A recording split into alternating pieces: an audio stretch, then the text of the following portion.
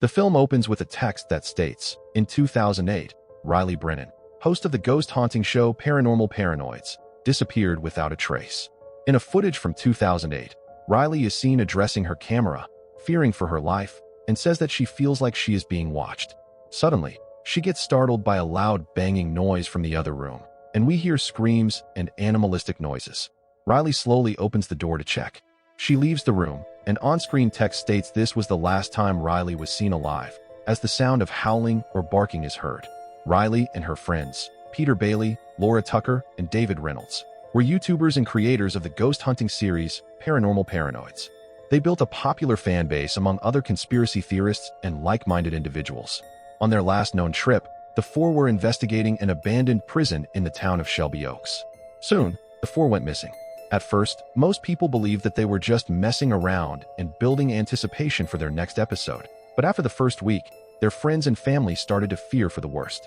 Elsewhere, at the Brennan Walker residence, Riley's older sister Mia is working with a crew on a documentary regarding Riley's disappearance. She wants viewers to get to know the real Riley. Footage is shown of the sisters as children with their mother. Mia explains how Riley had night terrors and often complained about a figure watching her from outside her window, even though she was on the second floor. All they could find was a crack in the window. After age 13, Riley seemed to grow out of it, and she started to get involved in the arts. And later, after that, she started the Paranormal Paranoids channel. The channel quickly took off because every time they filmed, they captured something most paranormal investigators spend their lives looking for. But after the prison episode, Riley got quiet. We see footage of them investigating the prison, which was 3 weeks before their disappearance. When they reach one of the prison cells, Riley starts to get very cold. Her friends see her breath vapor before Riley freaks out and runs away. After their disappearance, people around the world started searching for clues in their videos and found some things that they had not noticed before. Detective Alan Burke stated in the interview that the first place they checked was the old amusement park, which was also the place Riley and Mia used to go when they were kids. The park was closed after a fire broke out, and people started to think that it is haunted. Burke states that Shelby Oaks has been a ghost town since the late 90s. Mia is also married to Robert Walker, although their relationship has been on the rocks after attempts to conceive a child have failed, as well as Riley's disappearance being another factor. One day, a civilian called the police and reported a possible murder, and the police discovered the bodies of Peter, Laura, and David had been brutally murdered, but Riley remained missing. A bloody symbol, along with the name Tarion, was painted on the outside of the house where the bodies were found. A video camera was also discovered at the scene that may have captured the perpetrator, but his face is not fully visible. Burke states that from the last video of Riley, they discovered something they hadn't seen before. In the video, it is seen that after Riley opened the door to check, a figure with a horn is watching her from the dark outside. In another video, Riley is seen telling her friends that she saw the prison and the abandoned town in her nightmares when she was a kid. Mia also notes that in Riley's last video, she believes she saw her sister saying, "He's back." While taking a break from the interview, someone knocks on Mia's door. It is a distressed man named Wilson Miles. He simply tells Mia, "She finally let me go," before shooting himself in the head, to Mia's horror. Authorities come to take Wilson's body away. In his hand is a small tape labeled Shelby Oaks, which Mia secretly takes for herself. Later at night, Mia watches the video, which contains the last documented footage of the paranormals.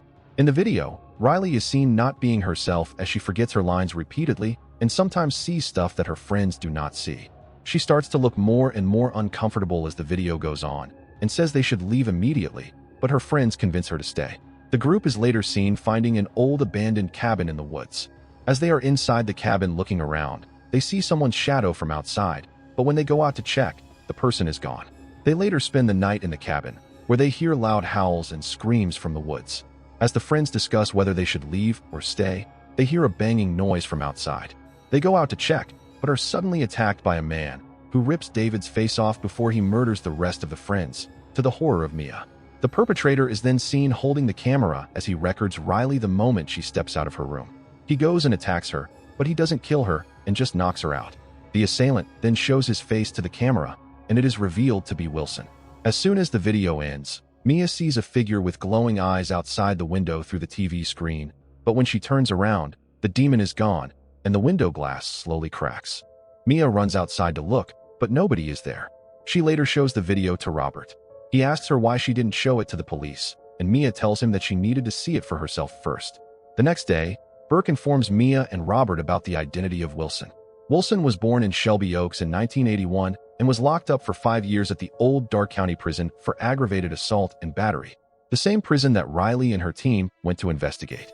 After Wilson was released from prison, he went completely off the grid and disappeared. Burke asks Mia if she has any reason to believe that Wilson is tied to Riley's disappearance, but Mia doesn't mention the videotape she found. Robert later confronts Mia about why she didn't give the tape to Burke. Mia believes that if she gives the tape to the police, they will completely stop looking for Riley because Wilson is already dead, and they will use that as an ending to the story. Mia later starts to do research herself on Wilson Miles and a deadly prison riot at the Darke County Prison, where some inmates claim that a demonic force caused the riot. Mia digs deeper into the claim of the demonic force and finds an incubus marking, the same mark that was left where the bodies of Riley's friends were found. Mia later meets with the prison's former warden, Morton Jacobson, who describes how the deadly riot broke out soon after Wilson's incarceration. A computer error caused all the cells in one block to be open. In the middle of the chaos, Wilson stayed in his cell and was said to just be staring out his window, seemingly oblivious to what was happening outside. Even after the dust settled, Wilson remained, carrying something in his hand, to which Morton didn't get a good look on, but says it caused death and rot in his prison. Mia later goes home and watches the Shelby Oaks tape again. This time, she sees something that she didn't catch before, the demonic figure stalking Riley and her friends in the background. The next day, she explains to Robert everything that she found. In 1981, Wilson Miles was born in Shelby Oaks, and soon after, the town started to lose residents, businesses closed, and crops failed. The town barely survived by hanging on to the revenue of the amusement park. After a few years, only 2 things remained in Shelby Oaks: the amusement park and the Darke County Prison. The prison was fine until Wilson got locked up there. Mia explains that when Riley turns 13, she stops having nightmares, because it was the same time Miles went to prison. And soon after he was released, Riley went missing. Robert is still not convinced of how it is connected with Riley. As her last shot, Mia tells him a story she experienced herself when she and Riley were kids. When Riley continues to have nightmares every night, Mia decides to let Riley sleep in her bedroom to see if it helps. And as expected, Riley slept through the night, but Mia didn't. In the middle of the night, Mia starts to hear something scratching at the glass window outside. When she takes a look, she saw the same demonic figure Riley described and seen in multiple videos of the paranormals. Mia has become convinced that Riley was the victim of a demonic ritual involving whatever Tarayan is. Robert, however, isn't convinced and becomes fed up with how Mia is handling the situation and leaves. In spite of this, Mia continues her research into the occult, incubi, and hellhounds. That night, as she sits on the front porch of her house, Mia starts to hear growling sounds. She looks around to see a hellhound stalking her a few meters away from her. Mia slowly tries to get back into the house, but the hellhound disappears. She later digs deeper and checks the prison investigation video again. She sees that Riley starts to feel cold when she reaches Wilson's cell. Mia immediately travels to Shelby Oaks and goes to Darke County Prison. She breaks in and inspects the dark and empty prison. After searching, Mia finds Wilson's old cell. She stands where he was standing during the riot and looks out his window, which happens to be overlooking where the amusement park used to be. She sees the cell is covered with rot and sees the incubus mark carved on the wall along with a letter, Almighty Tarayan.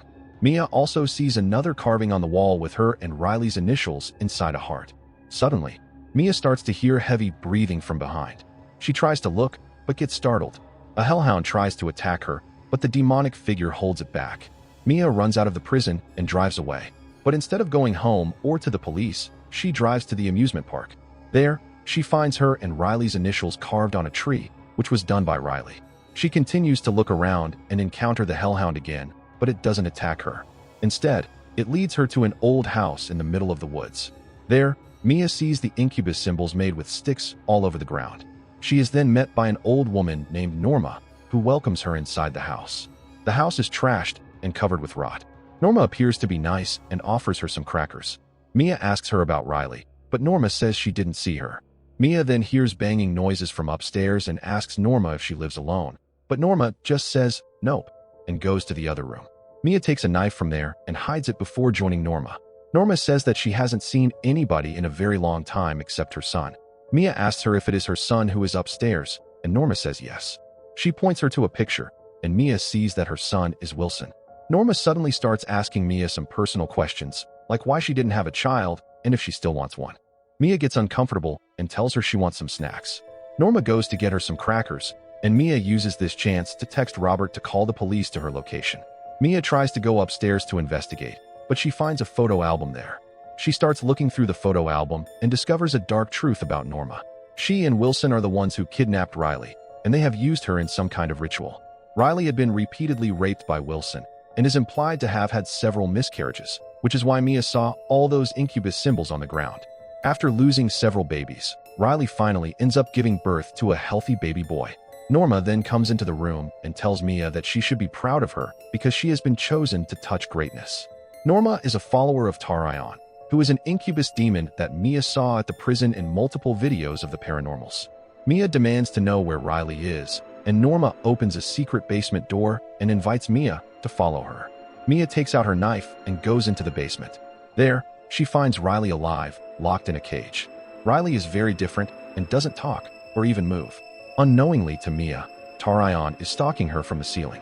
After telling her that it is her sister, Riley finally turns around and goes over to Mia. She finds a key there and opens the cage to free Riley. They start to get out of the basement, and Mia turns around to see Norma standing with her eyes glowing while Tarion stands behind her. She closes and locks the basement door and tries to escape with Riley, but Riley instead runs upstairs. Mia goes after her sister and finds her standing outside a room. From inside the room, a baby is heard crying. Mia opens the door to find Norma cutting herself before starting to perform a ritual on the baby. Riley grabs a fire poker and tries to go after Norma, but Norma controls her before she knocks Mia out. She then lifts Riley up from the ground and holds her in the air for a few seconds before she drops her, knocking her out too. Norma then continues her ritual as Mia wakes up and goes after her sister. Norma finishes her ritual by smearing her blood over Mia's and Riley's initials. Norma eventually dies while staring at Mia. Mia goes over to the baby and finds him playing. Riley and the baby are taken to the hospital and treated for their injuries. Robert tries to hold Mia, but she isn't in the mood. Riley and the baby are later discharged and sent home. Several news channels report on Riley's discovery. Mia is later seen getting interviewed. She is asked about the mental health of Riley and also the general health of the baby. Mia confirms that Riley is showing some signs of awareness and is optimistic that she will return to normal. In regard to the baby, Mia says he is wonderful and he will be safe. After the interview, Mia goes upstairs and finds both Riley and the baby sleeping. But after she left, Riley wakes up from her sleep. She looks out the window and appears to see Tarion. Meanwhile, Mia is outside with the interviewer. The interviewer asks how she found where Riley was held captive.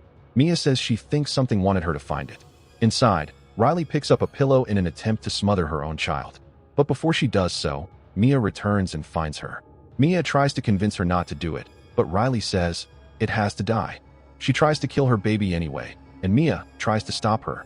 A fight ensues between the sisters as the window starts cracking. The struggle continues until Riley ends up falling out of the window. Though she manages to survive the fall, Riley is unable to move and can only watch helplessly as 3 hellhounds rush to rip her apart and devour her. Mia screams in terror as she watches her sister being mauled to death. Tarion then appears behind Mia. Mia's voice can be heard saying she thinks that this was all part of Tarion's plan since they were children, for one sister to birth his child and for the other to raise it. Tarion places his hand upon Mia's shoulder. Her eyes glow, and she screams in horror.